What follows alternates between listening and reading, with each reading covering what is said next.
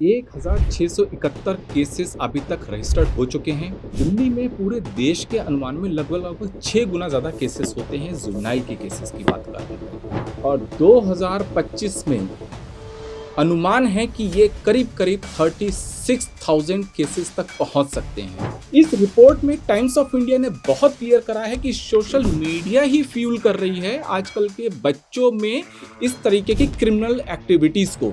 पुणे का एक केस, जिस केस में 17 साल का एक बच्चा एक हाई एंड लग्जरी कार को चलाता है और 2 लोगों को कुचल देता है। जब पुलिस उसका इन्वेस्टिगेशन करती है तो उसके सोशल मीडिया स्टेटस पड़ा था 1 viral night and I will be famous. नमस्कार दोस्तों, मैं नितेश राज, सपनों का भारत 2047 चैनल से। आज समाज को अच्छी दिशा देने के लिए हम एक शो लेकर के आए हैं जिसका नाम है मंथन। देश के हर व्यक्ति की जिम्मेदारी है, हर नागरिक की जिम्मेदारी है कि देश की हर समस्या पर सोचे और विचार करे और उसके समाधान की तरफ आगे बढ़े। आज हम इस शो में यही बात करने वाले हैं।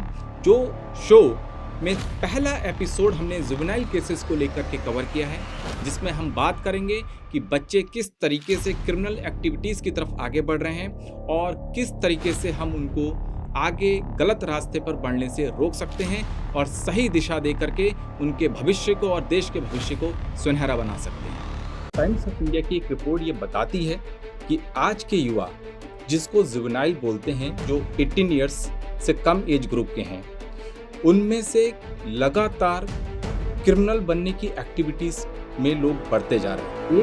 1671 केसेस अभी तक रजिस्टर्ड हो चुके हैं और 2360 गिरफ्तारी हो चुकी हैं। ये रिपोर्ट है अगस्त 2025 की। आखिर ऐसा क्या कि जिस बच्चे के लिए माँ बाप सपने सजोते हैं, बच्चे खुद अपने सुनहरे भविष्य की कल्पना करते हैं, कोई आईएएस बनने की सोचता है, कोई आईपीएस बनने की सोचता है, कोई डॉक्टर बनने की सोचता है, तो कोई इंजीनियर बनने की सोचता है। वहीं दूसरी तरफ यही बच्चे, यही एज ग्रुप क्रिमिनल एक्टिविटीज की तरफ आगे बढ़ रहे हैं। क्या हम इस बात पर ध्यान दे रहे हैं कि बच्चे किस वातावरण, किस एनवायरनमेंट में पल रहे हैं?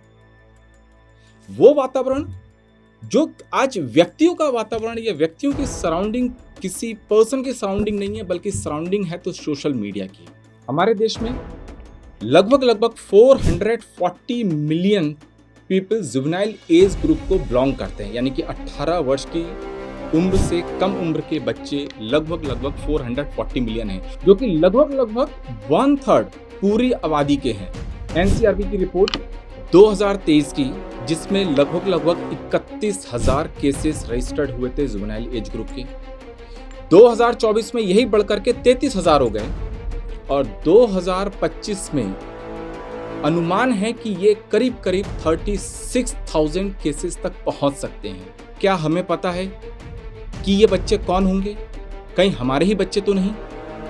सोशल मीडिया पर जिस तरीके से बच्चों को अपना नेम एंड फेम करने के लिए उनके अंदर ये प्रवृत्ति डाली जा रही है कि आप शॉर्टकट से भी नेम एंड फेम को अर्न कर सकते हैं, आज बच्चों के अंदर वही शॉर्टकट बच्चों के लिए उन गलत प्रवृत्तियों के लिए भी मोटिवेट कर रहा है जो आजकल हो रही हैं। इसमें जिम्मेदारी किसकी है? क्या माँ बाप की नहीं कि बच्चे क्या कर रहे हैं और क्या नहीं कर रहे हैं, क्या देख रहे हैं और क्या नहीं देख रहे हैं? क्या ये हमारे देश के भविष्य को सुनहरा बनाएगा?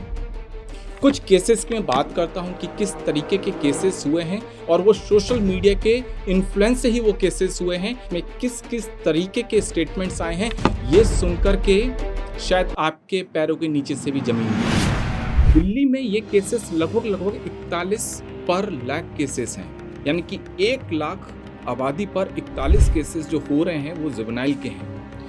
दूसरी तरफ ये दिल्ली जैसे मेट्रो सिटीज के केसेस पूरे देश से लगभग 6 गुना ज़्यादा हैं। और तीसरी बात जो सबसे बड़ी है कि इसमें सबसे ज़्यादा जो एज ग्रुप इन्वॉल्व है वो 16 से 18 इयर्स का एज ग्रुप इन्वॉल्व है।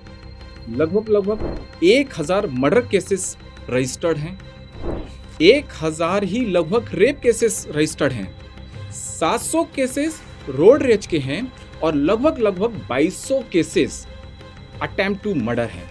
जरा सोचिए कि जो 16 से 18 साल की एज ग्रुप के बच्चे हैं, क्या वो अपना भविष्य सुनहरा बना रहे हैं या देश का भविष्य भी खतरा में डाल रहे हैं? पुणे का एक केस, जिस केस में 17 साल का एक बच्चा एक हाई एंड लग्जरी कार को चलाता है और 2 लोगों को कुचल देता है। जब पुलिस उसका इन्वेस्टिगेशन करती है तो उसके सोशल मीडिया स्टेटस पड़ा था 1 viral night and I will be famous.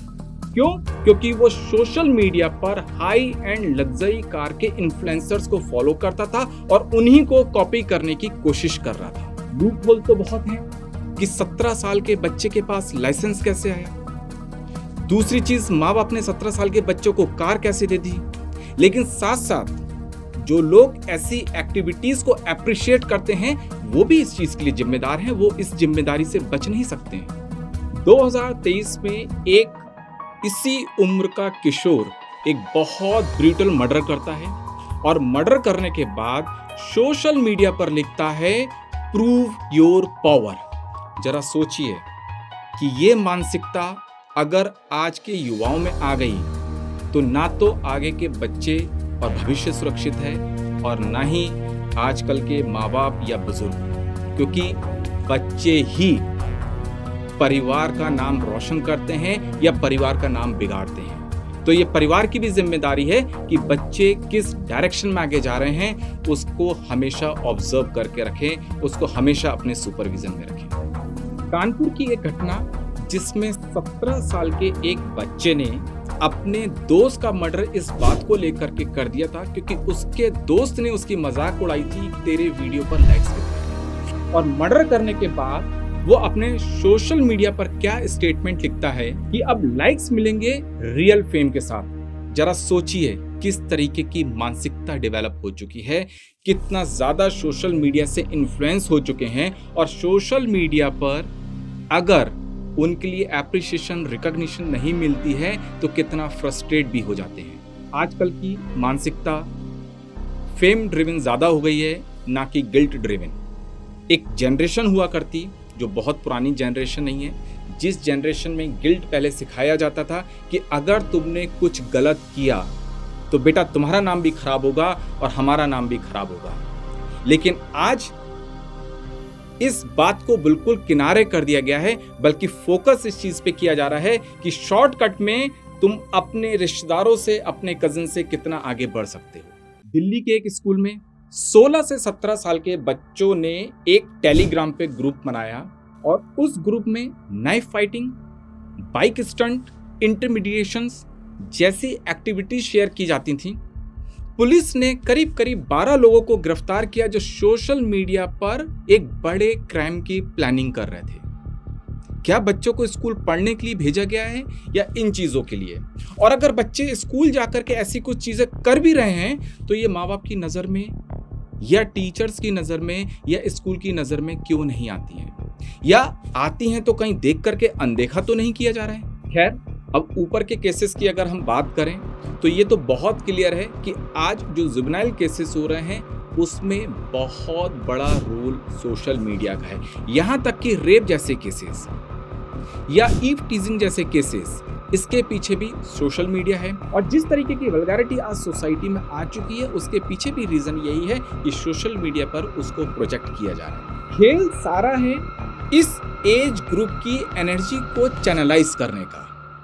आज अगर पेरेंट्स, टीचर्स इस बात की जिम्मेदारी ले लें कि इनकी एनर्जी को एक राइट डायरेक्शन में चैनलाइज करना है, इनको ये बताना है कि संघर्ष और मेहनत का क्या जीवन में रोल है, व्यक्तित्व कैसे बनता है, समाज कैसे बनता है और किस तरीके से एक जिम्मेदार नागरिक बनते हैं, यही डिसाइड करेगा हमारे देश का भविष्य। और वहीं हम बात करेंगे भारत 2047 की। एम्स एंड यूनिसेफ की एक मेंटल हेल्थ स्टडी के अकॉर्डिंग 62% लोग 4 hours on an average screen पर टाइम स्पेंड करते हैं और उसमें से भी 80% टाइम उनका सिर्फ सोशल मीडिया पर जाता है।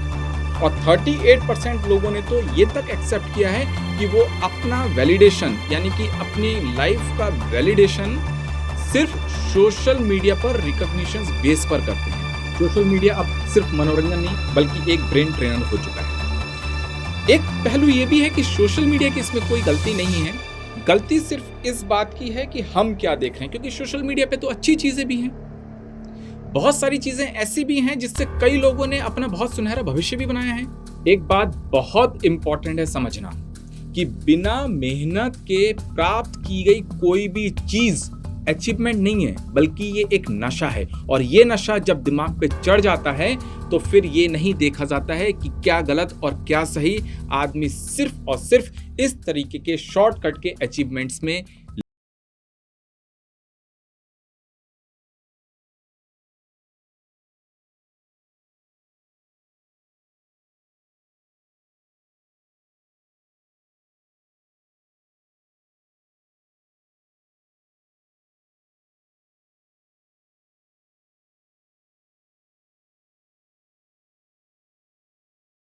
एक अच्छे भविष्य का निर्माण हो सके और जो हमारे देश को भी फिर से विश्व गुरु बना सके।